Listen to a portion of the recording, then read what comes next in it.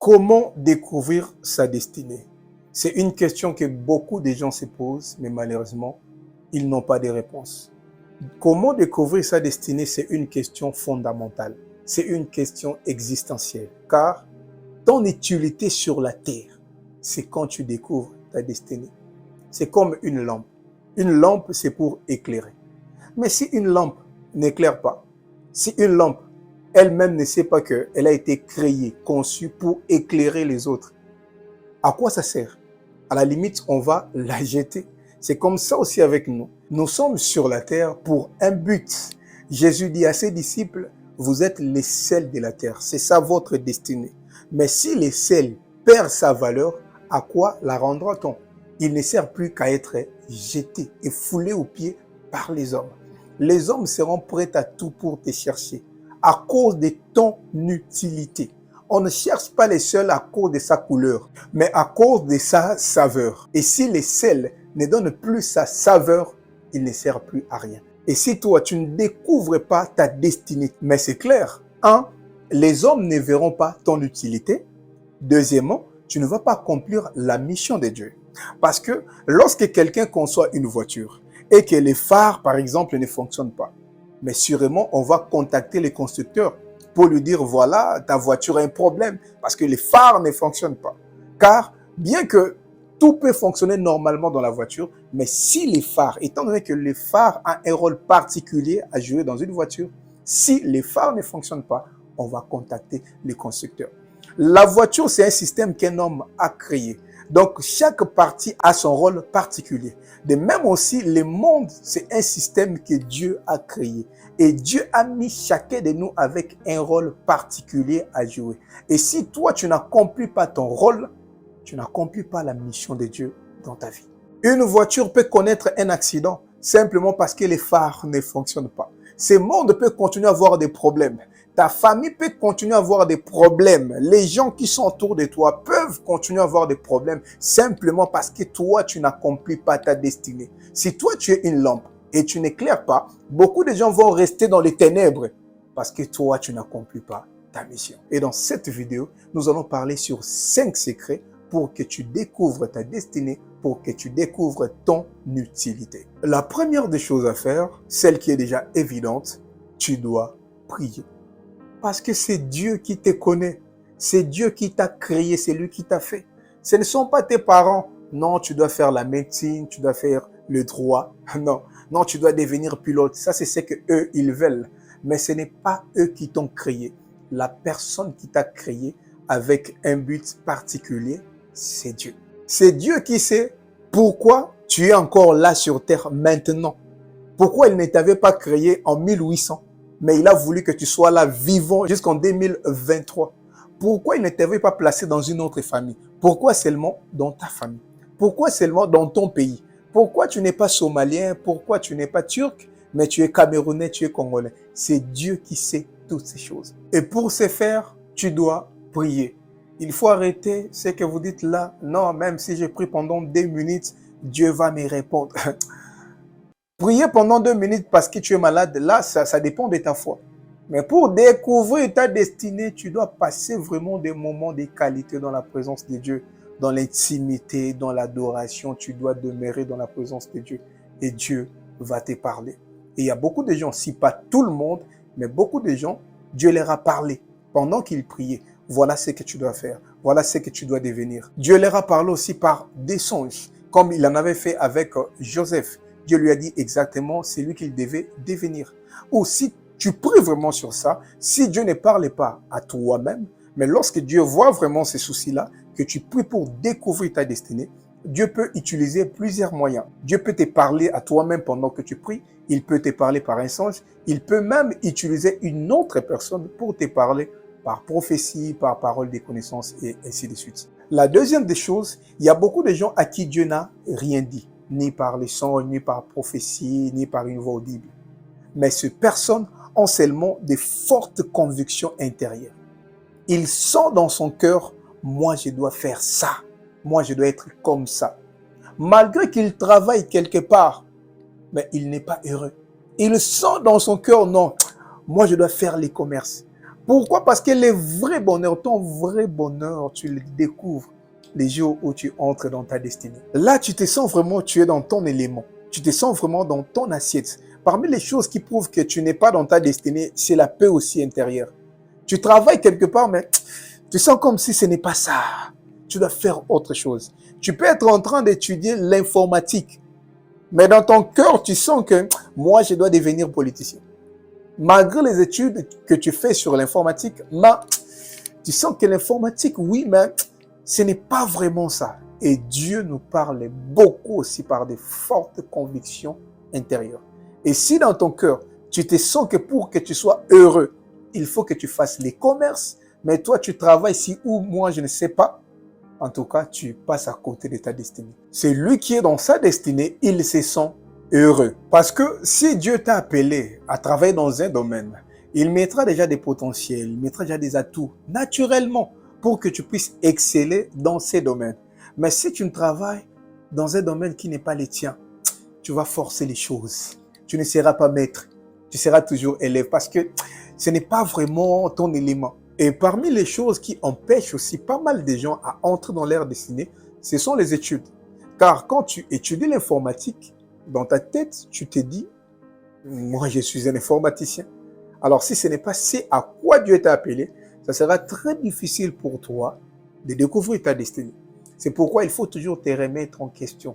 Qu'est-ce que tu sens dans ton cœur? Dieu peut accepter que tu travailles quelque part. Dieu peut accepter que tu fasses d'abord quelque chose.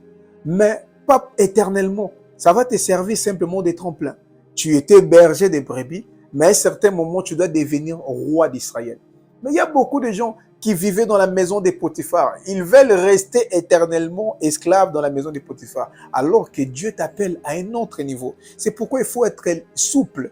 Là où tu es, ce n'est pas ton terminus. Tu dois savoir que parfois tu gagnes beaucoup d'argent, parfois tu gagnes très bien ta vie, mais ce n'est pas ton terminus. Dieu t'appelle encore à une dimension très élevée et toi, tu dois découvrir ça. Et si tu sens dans ton cœur que non, je dois faire plus que ça, ne t'arrête pas, que rien ne t'en empêche. Ce n'est pas parce que tu n'es pas allé très loin dans les études que tu ne peux pas découvrir ta destinée. Non, que tu ne peux pas aller encore très loin. Non, il y a des gens qui ont découvert leur destinée. Ils ne sont pas allés très loin dans leurs études, mais lorsqu'ils ont découvert leur destinée, ils ont engagé même des gens qui avaient plusieurs diplômes et ils ont étudié après. Parlons de Mark Zuckerberg. C'est quelqu'un à la base qui n'était pas allé encore très loin dans ses études. Il a conçu Facebook. Et après, il a engagé plusieurs ingénieurs avec beaucoup de diplômes. C'est-à-dire, quand tu découvres ta destinée, tu deviens utile même pour des gens qui sont plus que toi. Même pour des gens qui ont beaucoup de diplômes plus que toi. C'est pourquoi découvre ta destinée. Si tu sens en toi que tu dois prendre une direction, vas-y, ne t'arrête pas. Troisième secret, il y a des gens à qui Dieu n'a rien dit. Et dans leur cœur, ils n'ont pas aussi de conviction. Mais lorsqu'ils voient quelqu'un faire quelque chose, lorsqu'ils voient quelqu'un exceller dans un domaine, ils sentent dans leur cœur que moi, je dois être comme cette personne. Moi, je dois faire exactement comme cette personne. Donc, ils s'identifient à cette personne. Oui. Parce que Jésus dit même à ses disciples, vous êtes les sels de la terre. Les sels existent déjà, mais vous devez faire comme les sels. Vous devez être exactement comme les sels est. Et Jésus le dit aussi de Jean-Baptiste, lorsqu'il témoigne de lui, il dit, c'est lui l'Élie qui devait venir. Donc la mission de Jean-Baptiste était comparable à celle d'Élie. Même Jésus lui-même, il est le second Adam, parce que sa mission est comparable à celle d'Adam. Donc Jésus est venu réussir là où Adam avait échoué. C'est comme ça, il y a toujours ces parallélismes.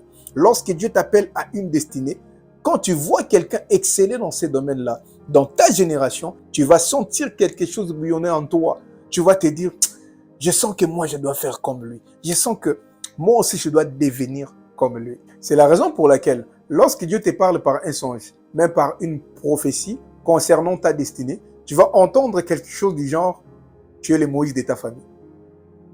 Tu comprends? Tu es l'Esther de ta famille. Tu es le Joseph de ta famille. C'est exactement ça. Il y a des gens qui font déjà ce que toi, tu dois faire. Et quand tu sens dans ton cœur que je dois faire comme lui, tu sens vraiment une forte conviction. Tu dois faire comme lui. Prends-le pour modèle. Travaille comme lui travaille. Fais comme lui et Dieu va t'orienter. Le quatrième secret, celui que tu ne dois jamais oublier, les dons que Dieu a placés en toi, les talents que tu as naturellement, c'est lié à ta destinée. Celui qui apprend à travailler sur ses dons, à aiguiser encore son talent, il se prépare pour entrer dans sa destinée. Parce que ce n'est pas en vain que Dieu a mis ses dons en toi. Ce n'est pas en vain que Dieu t'a créé avec ses talents. C'est ces talents qui vont t'accompagner vers ta destinée. Donc, si tu n'entends rien, Dieu ne t'a pas parlé, tu n'as pas de fortes convictions, tu ne t'identifies à aucune personne, ce que tu dois faire, travaille seulement le potentiel que tu as. Travaille seulement les dons que tu as. Travaille seulement ton talent. Aiguise-les. Tu verras comment Dieu va te conduire vers ta destinée. Quand tu te perfectionnes, tu le fais avec perfection. Toi-même, tu seras surpris comment Dieu va utiliser ses dons pour te faire entrer dans ta destinée. C'est comme Joseph. Il est entré dans le palais royal simplement à cause de son don. Il a interprété un don bizarre. Il a interprété simplement les songes. On le voit même dans la prison, il continue à interpréter les songes. C'est lui qui apprend à perfectionner ses talents, ses dons. Il apprend à entrer dans sa destinée. Tu sais, la Bible dit la gloire de Dieu, c'est de cacher les choses. Et celle du roi, c'est de les sonder. Parfois, Dieu ne nous dit pas tout au début. Non, Dieu ne dit pas parfois tout. Comme j'aime le dire, la révélation de Dieu est évolutive. Parfois, aujourd'hui, Dieu ne te dit rien. Mais quand tu avances, c'est par là que tout devient maintenant clair. Tu te dis, waouh, c'est à cela que Dieu m'a appelé. On voit Aaron. Dieu a appelé Aaron pour être interprète de Moïse. Aaron, Dieu n'avait même pas appelé Aaron. Dieu avait appelé Moïse. Mais Aaron, on l'a appelé simplement pour interpréter Moïse. Mais lorsqu'il évoluait, après Dieu a dit à Moïse, non, Aaron doit devenir sacrificateur. Il était appelé interprète. Mais c'est après qu'il a découvert que Dieu l'a appelé aussi à être sacrificateur. Parfois, tu ne comprends rien. Mais au fur et à mesure que tu avances, tout devient très clair. Moi, je me rappellerai toujours quand j'ai commencé à jouer à la guitare. Tout le monde me disait, non, toi, tu es soliste. Toi, tu es soliste. Mais moi, je sentais en moi, je devais apprendre aussi le piano. Lorsque j'ai arrêté la guitare, j'ai commencé à apprendre le piano. Non, toi, tu dois regretter avec la guitare. Quand j'ai commencé à apprendre le piano, toi, tu es vraiment pianiste.